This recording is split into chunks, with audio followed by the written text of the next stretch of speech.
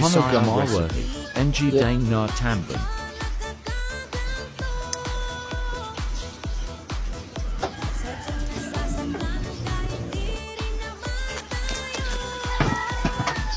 Yan yung mga kadiskubre. Naka-ready na yung bibilaran ko. Iakyat ko na yan sa ibabaw ng bubong para papatuloy na natin.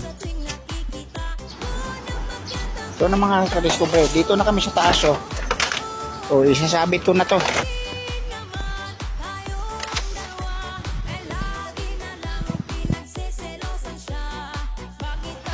Yan yung mga kadiskubre. Yun na yan. Tuyo na siya. Pwede na siyang lutuin.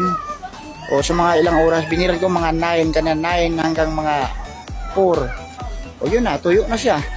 Pwede na siyang lulutuin. Masarap na yan. Kung sa Bisaya pa, labtingaw. Hindi siya totaling tuyo.